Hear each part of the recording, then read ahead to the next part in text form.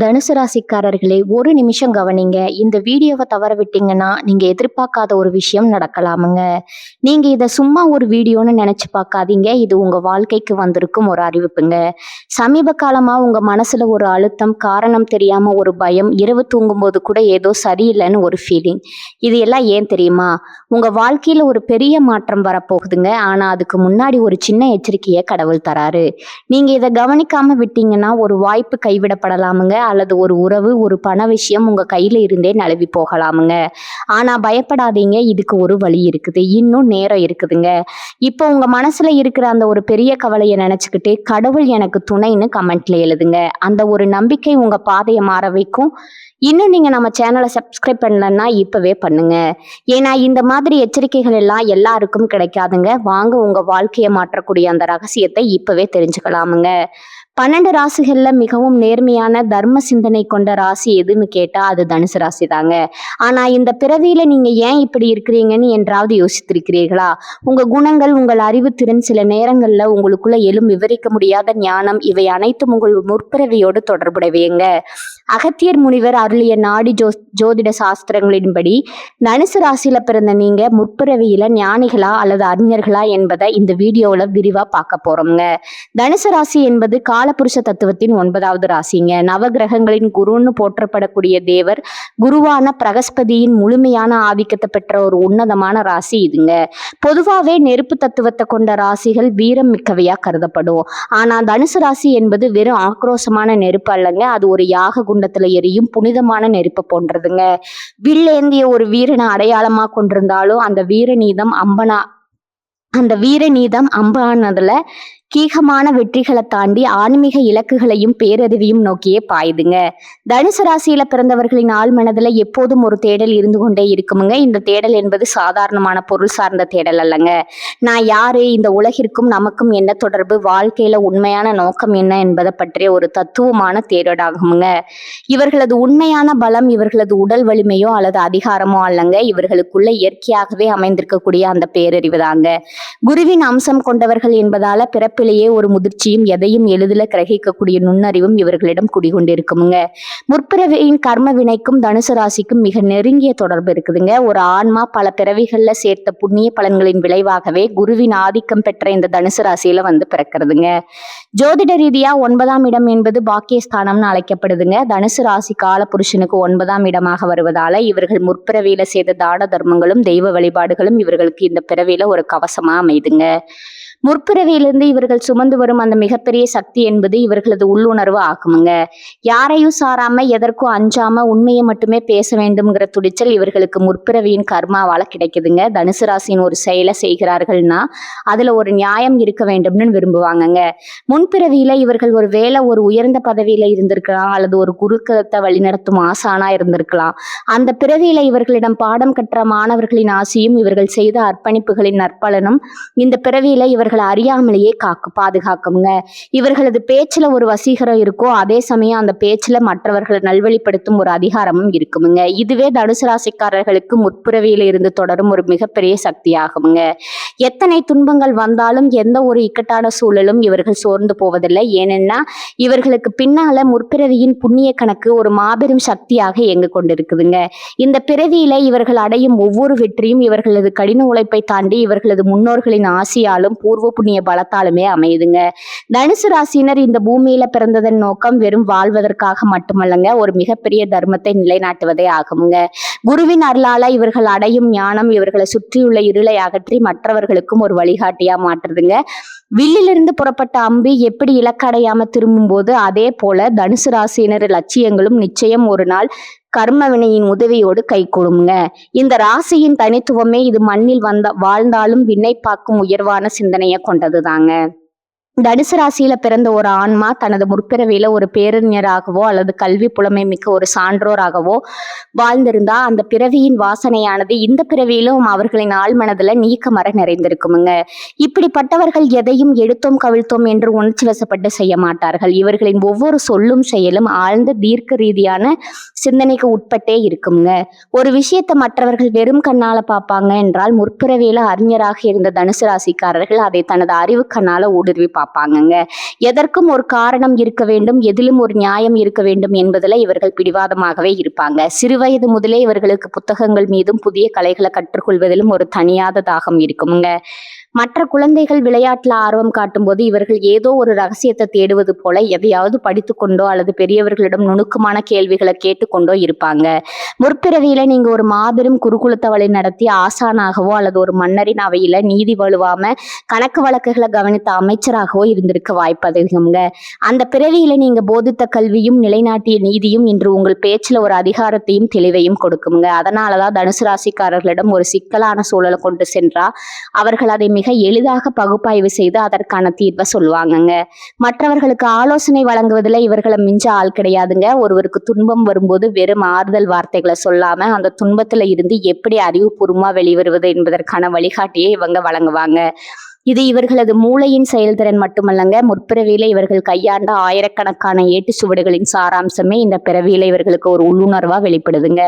கலைகள்ல வல்லுநரா இருந்ததன் அடையாளமா இந்த பிறவியிலும் இவர்களுக்கு இசை, ஓவியம், சிற்பம் அல்லது ஏதோ ஒரு நுண்கலையில இயல்பாகவே ஈடுபாடு இருக்குமுங்க.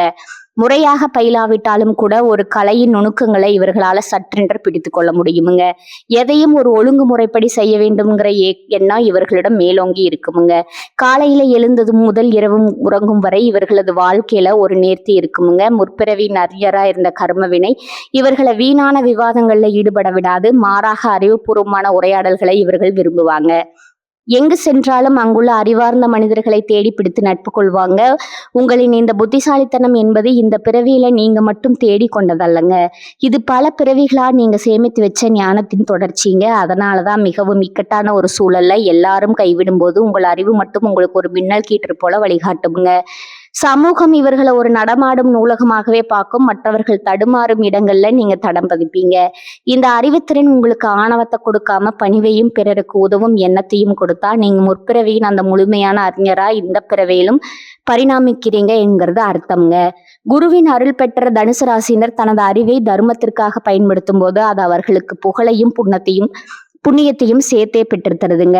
தனுசு ராசியில பிறந்த ஒரு ஆன்மா தனது முற்பிறவியில ஒரு ஞானியாகவோ அல்லது தவ வலிமை மிக்க ஒரு முனிவராகவோ வாழ்ந்திருந்தால் அவர்களின் இந்த பிறவி என்பது ஒரு சாதாரண மனித வாழ்க்கையா இருக்காதுங்க.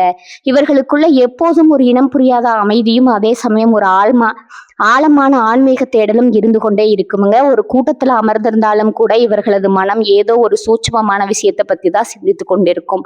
உலகமே கொண்டாடும் ஆடம்பரமான விழாக்களோ அல்லது பொருள் சார்ந்த இன்பங்களோ இவர்களை பெரிதா கவர்ந்து விட முடியாதுங்க. மற்றவர்கள் பணத்தையும் புகழையும் தேடி ஓடும்போது இந்த தனுசு ராசி அன்பர்கள் மட்டும் வாழ்வின் உண்மையான அர்த்தம் என்ன என்ற கேள்வியோடு தங்களை தாங்களே தேடிக்கொண்டிருப்பாங்க. இவர்கள் பெரும்பாலும் தனிமையை விரும்புவாங்க. அந்த தனிமை என்பது வெறுமையால ஏற்படுவதல்லங்க, மாறாக அது இவர்களது ஆன்மா இறைவனோடு அல்லது இயற்கையோடு உரையாடும் ஒரு உன்னதமான தருணம்ங்க. யாரிடமும் அதிகம் பேச தோன்றாது. ஆனா மௌனமா இருக்கும்போது இவர்களுக்குள்ள 1000 ஞான தெளிவுகள் பிறக்குமுங்க. முற்பிறவியில நீங்க ஒரு அடர்ந்த காட்டுல உள்ள மலை குகையிலோ அல்லது புண்ணிய நதிக்கரையிலோ அமர்ந்து பல ஆண்டு காலம் தவம் செய்த ஒரு முனிவரா இருந்திருக்க வாய்ப்பு ரொம்பவும் அதிகமா இருந்திருக்குமுங்க. அந்த தவத்தின் வாசனையே இந்த பிறவியில உங்களை ஒரு அமைதியான சுபாவம் கொண்டவரா மாற்றி இருக்குமுங்க. சில நேரங்கள்ல உங்களுக்குள்ள ஒரு உள்ளுணர்வு தோன்றுமுங்க. அது நடக்கும்போது விஷயங்களை முன்கூட்டியே உங்களுக்கு தெரியப்படுத்துமுங்க. மற்றவர்கள் அதை தற்செயல்னு சொல்லலாம், ஆனா அது உங்களுக்கு முற்பிறவியின் ஞானக்கண் இன்னும் முழுமையா மூட விடவில்லைங்கிறதுக்கான சான்றுங்க. உங்களுக்கு கனவுகள்ல சில கோயில்களோ அல்லது பழங்கால சித்தர்களின் வாழ்விடங்களோ அடிக்கடி வரக்கூடுமுங்க. இறைப்பணியில முழுமையா திளைத்த ஒரு ஆன்மீகவாதியா நீங்க இருந்ததன் விளைவா இந்த பிறவியில உங்களால அநியாயங்களை கண்டு சகித்து கொள்ள முடியாதுங்க. ஒரு கோவிலுக்கு சென்றாலோ அல்லது ஒரு பக்தி பாடலை கேட்டாலோ உங்க கண்கள்ல அறியாமலேயே நீர் கசியுமுங்க. இது உங்களது ஆன்மா தனது பழைய தொடர்பை தேடி இயங்குவதை காட்டுதுங்க. உலகாயாத இன்பங்களான வீடு, வாசல், சொத்து ஆகியவற்றிற்கு நீங்க முக்கியத்துவம் கொடுத்தாலும் உங்க ஆழ்மனம் எப்போதும் மன அமைதியே முழுமையானதா கருதுமுங்க. எவ்வளவு பெரிய செல்வந்தரா இருந்தாலும் ஒரு கட்டத்துல எல்லாவற்றையும் விட்டுட்டு அமைதியான ஒரு இடத்திற்கு சென்று விடலாம்ங்கிற எண்ணம் உங்களுக்குள்ள வந்து போகுமுங்க. பிறருக்கு துன்பம் வரும்போது உங்கள் கைகள் தானாகவே உதவி செய்ய துடிக்குமுங்க. அந்த உதவி என்பது வெறும் பொருளுதவி அல்லங்க, உங்களது வார்த்தைகளால் அவர்களுக்கு ஒரு பெரிய மனமாற்றத்தை ஏற்படுத்துவீங்க. முற்பிறவியில நீங்க செய்த அந்த தவப்பயன் உங்களை இந்த பிறவியிலும் ஒரு வழிகாட்டியாவே இருக்குதுங்க. உங்க அருகில் இருப்பவர்கள் உங்களை ஒரு விசித்திரமான மனிதரா பார்க்கலாமுங்க, ஆனா உங்க உள்ளே இருக்கும் அந்த ஞானம் ஒரு நாள் உலகிற்கு வெளிப்படுங்க. தனுசு ராசியின் தத்துவமே மண்ணில் வாழும் போதே விண்ணில் இருக்கும் இறைவனை உணர்வது தாங்க. அந்த புனிதமான பாதையில நீங்க நடப்பதற்கு காரணம் உங்க கடந்த கால புனிதமான ஆன்மீக தொடர்புகளே ஆகுங்க. இந்த பிறவி என்பது உங்கள் ஆன்மா அடைந்த அந்த ஞானத்தை முழுமைப்படுத்துவதற்கான ஒரு அற்புதமான வாய்ப்பாகுங்க. அகத்திய மாமுனிவர் தனது ஞான கண்ணால கண்டறிந்த பேரிண்டத்தின் ரகசியங்கள்ல ஒன்றுதான் இந்த தனுசு ராசியின் கர்ம வினை தொடர்புங்க. தனுசு ராசியில பிறந்த ஒரு ஆன்மா இந்த பூமியில எடுக்கும் ஒவ்வொரு முடிவும், அவர்கள் சந்திக்கும் ஒவ்வொரு இக்கட்டான சூழலும் தற்செயலானது அல்லங்க. அது அவர்களின் கடந்த கால தவ பயனின் நேரடி விளைவாகுங்க. அகத்தியர் பெருமான் தனது நாடி சுவடுகள்ல குறிப்பிடுவது என்னன்னா, ஒரு ஆன்மா பல கோடி பிறவுகள்ல செய்த புண்ணியத்தின் சாரமே தனுசு ராசியில பிறப்பதற்கான தகுதியை வழங்குதுங்க. நீங்க இந்த பிறவியில ஒரு மாபெரும் அறிஞரா திகழ்ந்தாலும் சரி, அல்லது உலகப்பற்ற துறந்த ஒரு ஞானியா வாழ்ந்தாலும் சரி, உங்கள் இருவருக்கும் பொதுவான ஒரு உன்னத கடமை இருக்குதுங்க. அதுதான் தர்மம் காப்பது. தனுசு ராசியினர் வெறும் வார்த்தைகளால தர்மத்தை பேசுபவர்கள் அல்லங்க, அதை தன் வாழ்நாள் முழுவதும் செயல்ல காட்ட வேண்டிய கட்டாயத்துல இருப்பவங்க. நீங்க செய்யும் ஒவ்வொரு சிறு உதவியும், ஒரு பசித்தவனுக்கு இடும் உணவும், ஒரு அறியாமையில் இருப்பவனுக்கு காட்டும் நல்வழியும் உங்களை முற்பிறவி கர்மவினைகளை சுட்டரிக்கும் புனித தீயா மாறுங்க. அகத்தியர் அருளிய ரகசியத்தின்படி தனுசு ராசியினர் இந்த பிறவியில சந்திக்கும் சோதனைகள் அனைத்தும் அவர்களின் கர்மாவை துடைப்பதற்காகவே வருதுங்க. அந்த சோதனைகளை கண்டு நீங்க அஞ்ச தேவையில்லைங்க. ஏன்னா உங்களுக்கு பின்னால முற்பிறவியின் தவ வலிமை ஒரு மாபெரும் சக்தியா இயங்கிக் கொண்டு இருக்குதுங்க. நீங்க பிறருக்கு செய்யும் உதவியானது உங்களை அடுத்த உன்னத நிலைக்கு, அதாவது பிறவி பெருங்கடல இருந்து விடுபடும் நிலைக்கு இட்டு செல்லுங்க. ஒரு தனுசு ராசிக்காரர் தனது கையில இருக்கும் பொருளை விட தனது சொல்லால ஒருவரது மனத்துயரை ஆற்றும் போது அங்க அகத்தியரின் ஆசி முழுமையா கிடைக்குதுங்க. நீங்க எடுக்கும் ஒவ்வொரு முடிவிலும் ஒரு தெய்வீக தன்மை இருக்க வேண்டும். பேராசைக்கோ அல்லது சுயநலத்திற்கோ இடம் கொடுக்காம பொதுநலத்தையும் நீதியிலையும் நிலைநாட்ட முற்படுத்தும் போது உங்களது கர்ம வினைகள் மறைந்து உங்கள் ஆன்மா பேரொளியாக மாறுங்க. அகத்திய முனிவர் சொல்வது போல, காலம் என்பது ஒரு சுழற்சி. நீங்க முற்பிறவியில எதை விதித்தீர்களோ அதையே இந்த பிறவியில அறுவடை செய்றீங்க. ஆனா இந்த பிறவியில நீங்க செய்யும் தர்மங்கள் உங்கள் எதிர்கால பிறவிகளை மட்டுமல்ல, உங்களது முன்னோர்களின் ஆன்மாக்களையும் சாந்தியடை செய்யும் வல்லமை கொண்டதுங்க. தனுசு ராசியின் வில்லிலிருந்து புறப்படும் அம்பு எப்படி தர்மத்தின் பாதையில செல்ல வேண்டுமோ அப்படியே உங்க வாழ்க்கையும் அமைய வேண்டும்ங்க. இதுவே அகத்தியர் முனிவர் உங்களுக்கு உணர்த்தும் வாழ்வின் ரகசியமுங்க. உங்கள் கடமையை சரியா செய்யுங்க, பலனை பத்தி கவலைப்படாதீங்க. ஏனெனில் அந்த பலனை தீர்மானிப்பது உங்கள் கடந்த கால தவமும் நீங்கள் இப்போது செய்யும் தர்மமுமே ஆகுமுங்க. பல்லாயிரம் ஆண்டுகளுக்கு முன்னால பொதிகை மலையின் அடிவாரத்துல ஒரு அடர்ந்த காடு இருந்ததுங்க. அந்த தர்மவனத்துல 2 நண்பர்கள் வாழ்ந்து வந்தனர். ஒருவன் பெயர் ஆதித்தன். அவன் ஒரு சிறந்த அறிஞன், சகல கலைகளையும் கற்றவன்க. அரசபையில அமைச்சரா பணியாற்றிய அனுபவம் கொண்டவன். எதையும் தர்க்க ரீதியா சிந்திப்பதுல அவனுக்கு நிகர் எவனும் இல்லைங்க. மற்றொருவன் பெயர் சித்தன். அவர் ஒரு மனஞானி, காட்டின் அமைதியிலும் ஓடும் நதியிலும் இறைவனை காண்பவன்க.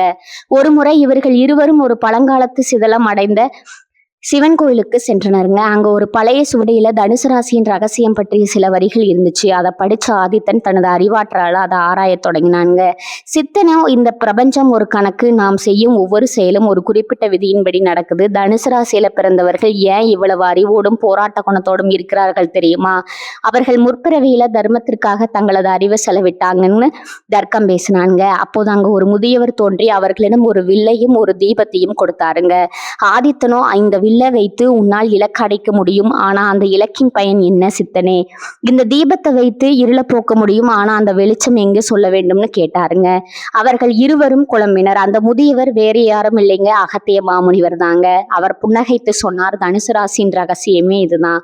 ஆதித்தன் போன்ற அறிஞர்கள் முற்பிறவியில நீதியையும் சட்டத்தையும் நிலைநாட்டியவர்கள். அதனாலதான் இந்த பிறவியில அவர்களுக்கு தெளிவான அறிவும் நிர்வாகத்திறனும் இருக்குது. ஆனா சித்தன் போன்ற ஞானிகள் முற்பிறவியில தவம் செய்து இறைவனை உணர்ந்தவர்கள். அதனால்தான் அவர்களுக்கு இந்த பிறவியில உலகத்தின் மீதான பற்று குறைந்து மன அமைதியை தேடும் குணம் இருக்கிறது. அப்படியானால் நாங்கள் இருவரும் இப்போது என்ன செய்ய வேண்டும் என்று இருவரும் கேட்டனர். அகத்தினர் சொன்னார், வில்லியேந்திய வீரன் போல அறிஞர்கள் நீதியை காக்க வேண்டும், கையில் தீபம் ஏந்திய ஞானி போல மற்றவர்களுக்கு நல்வழி காட்ட வேண்டும். தனுசு ராசியில பிறந்தவர்கள் வெறும் மனிதர்கள் அல்ல, அவர்கள் கடந்த கால தவத்தின் மிச்சங்கள். நீங்கள் செய்யும் ஒவ்வொரு தர்மமும் உங்கள் கர்ம வினையை எரிக்கும். இந்த பிறவியில நீங்க சந்திக்கும் வழிகள் அனைத்தும் உங்கள் ஆன்மாவை தூய்மைப்படுத்தவே வருது. அறிஞனாக இருந்தாலும் ஞானியாக இருந்தாலும் உங்கள் லட்சியம் ஒன்றாகவே இருக்கட்டும், அதுதான் பிறருக்கு உதவுதல். திடீரென்று அகத்தியர் மறைந்தார். ஆதித்தனும் சித்தனும் ஒருவரை ஒருவர் பார்த்து கொண்டனர். அவர்களுக்கு புரிந்தது, ஒருவன் அறிவால் உலகை மாற்ற பிறந்தவன், மற்றொருவன் ஞானத்தால் உலகிற்கு ஒளியூற்ற பிறந்தவன். இருவருமே தனுசு ராசியின் இரு கண்கள். அந்த நாள் முதல் அவர்கள் இருவரும் தங்களது முற்பிறவி பயனை உணர்ந்து தர்மத்தை நிலைநாட்டத் தொடங்கினர். அவர்கள் எங்கு சென்றாலும் அந்த வெல்லும் வேலும் தீபமும் அவர்களுக்கு துணையாக இருந்தது. இதுவே தனுசு ராசியின் ரகசியமான கதை. நேயர்களே, உங்கள் வாழ்க்கையில நடக்கும் பல விஷயங்களுக்கு இப்போது விடை கிடைத்திருக்கும் என்று நம்புகிறேன். நீங்க ஒரு அறிஞரா அல்லது ஞானியா, உங்க மனதிற்குள்ள எது அதிகம் தோன்றுகிறது அதை மறக்காம கமெண்ட் பாக்ஸ்ல சொல்லுங்க. தனுசு ராசிக்காரர்களே, இந்த வீடியோவை இவ்வளவு நேரம் முழுசா பார்த்ததுக்கு ஒரு அர்த்தம் இருக்குது. நீங்க வாழ்க்கையை சும்மா வாழ்ந்துட்டு போறவங்க இல்ல, ஒரு இலக்கை கொண்டு வாழ்க்கையை வாழ்றவங்க. சில நேரம் வாழ்க்கை உங்களை சோதிச்சிருக்கலாம். சில விஷயங்கள் நம்ம கையில இருந்தும் நழுவி போயிருக்கலாம். அதனால நீங்க மனசு உடைஞ்சு போன நேரங்களும் இருக்கும். ஆனா ஒரு விஷயத்த மறந்துடாதீங்க. அந்த ஒவ்வொரு அனுபவமும் உங்களை உருவாக்கி இருக்குது. இன்னைக்கு நீங்க எவ்வளவு ஸ்ட்ராங்கா இருக்கீங்கன்னா அது அந்த கஷ்டங்களாலதான். இப்ப நீங்க நிக்கிற இந்த நிலை ஒரு முடிவு இல்ல, அது ஒரு பவர்ஃபுல்லான ஸ்டார்டிங் பாயிண்ட். ஜோதிடம் என்ன சொல்லுது தெரியுமா? உங்க வாழ்க்கை மெதுவா ஒரு நல்ல பாதைக்கு திரும்புதுங்க. நீங்க எதிர்பார்த்த அந்த மாற்றம் அதிக தூரத்துல இல்லைங்க. ஆனா அந்த மாற்றத்தை அனுபவிக்கணும்னா ஒரு விஷயம் மட்டும் தேவை. அதுதான் உங்க நம்பிக்கை. நீங்க உங்களை நம்பணும், உங்க முடிவுகளை நம்பணும், உங்க பாதையை நம்பணும்.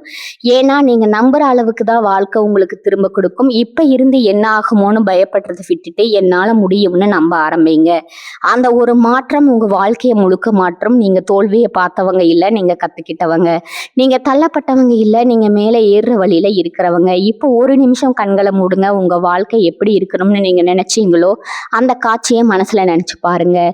அது சாத்தியம் இல்லைன்னு யாரும் சொல்ல முடியாதுங்க. ஏன்னா அந்த சக்தி உங்களுக்குள்ள இருக்கு. ஜோதிடம் உங்களுக்கு வழிகாட்டுது. ஆனா அந்த வழியில நடக்கிற சக்தி, தைரியம், முடிவு அது முழுக்க முழுக்க உங்க கையில தான் இருக்குதுங்க.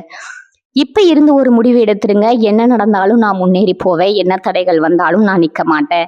என் வாழ்க்கையை நான் மாற்றுவேன். இந்த முடிவை எடுத்த நீங்க அந்த நிமிஷத்துல இருந்து உங்க வாழ்க்கை மாற ஆரம்பிச்சிருக்கும். நம்பிக்கையோட இருங்க. பாசிட்டிவா நினைச்சுக்கோங்க. நீங்க டிசர்வ் பண்ற அந்த சந்தோஷம், வெற்றி, அமைதி அது உங்களை கண்டிப்பா தேடி வருங்க. தனுசு ராசிக்காரர்களே, நீங்க சாதிக்க பிறந்தவர்கள், நீங்க ஜெயிக்க பிறந்தவர்கள். நல்லதே நடக்குமுங்க, நிச்சயமா நடக்குமுங்க. வாழ்க வளமுடன். நன்றி, வணக்கம்.